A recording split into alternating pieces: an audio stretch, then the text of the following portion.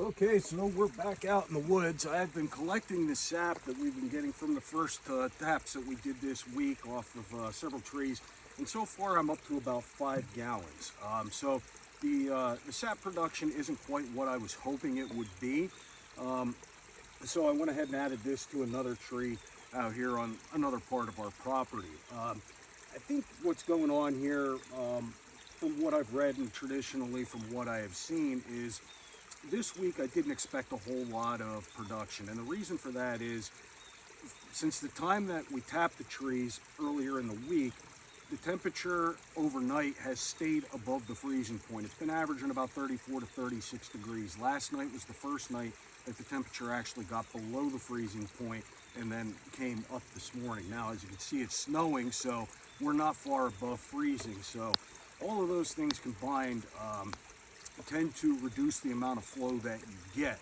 So don't be discouraged by that. So in the coming week, what we're looking at after this snowstorm, this front clears out here on the East Coast, is nighttime temperatures are supposed to be in the mid-20s with daytime temperatures up into the 40s. Generally, when you see that, especially if we have some sun, the flow of sap will increase dramatically. So, stick with it. I do have one tree in particular on the far end of our property that so far has yielded about 2 cups of sap, where the rest of my trees are at least giving me probably 1 quart to 2 quarts a day. So, 2 cups in 4 days, it's really not a lot to talk about. If I don't see an increase in production from that tree in the next day or two, I'm just going to pull it and move it to another tree, hoping to get a better result out of it. So, again, I did the same thing that I've done here. I came in, I found a root flare, tapped into that, got the tube going in, got my spile, everything the same way that we did it the first time that we came out and tapped these trees. Quick note about these spiles. Traditionally, the spiles were made of metal. Sometimes it would be a solid tube, sometimes they were a U-shaped trough type device, and they would have a galvanized bucket that would hang directly from them. There was a hook on top of the spile, and then a shield, a little lid to go over top of it to keep debris out, much like we do with the sock. Either works. I went with these plastic spiles. I bought these many years ago, I believe from a company called Bascom. And I got the tubing at the same time, so I could cut the tube. I, literally carried the whole, I think it was 50 or 100-foot coil of tubing out here with me and custom cut them to length. So now I've got varying lengths I can use.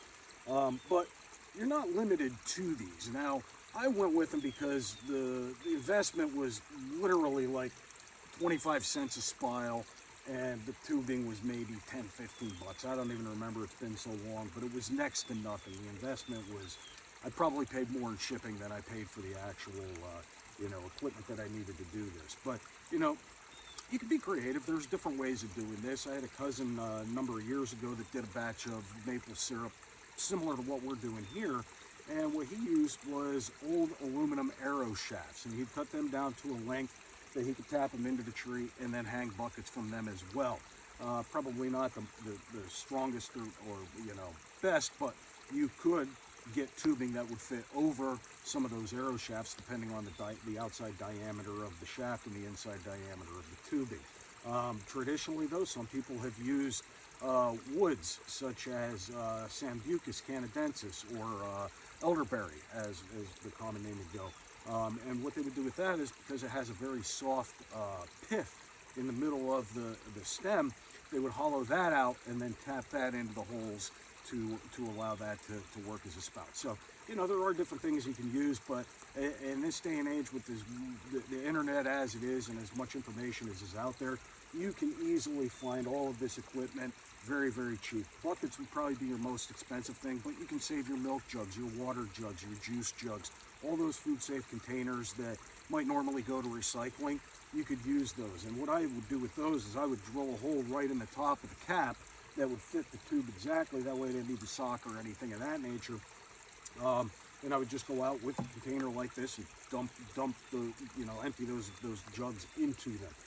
And then after the season's over, send them off to recycling. So you got options. It can be very, very inexpensive to get up and started with the maple syrup process. It's when it comes time to boiling them off, it's very energy intensive, and that's where it gets expensive. So, don't be discouraged. Hopefully with these coming drops in temperatures overnight and a raise during the day, this is the type of season that we really expect to see the flow pick up. So, stay tuned. We'll keep checking on these, and hopefully here we'll have a good flow going, and maybe every 2 days we'll be boiling off 5 gallons. Time will tell. It's nature, she can't be predicted. So let's hang in there and see what we get. Thank you.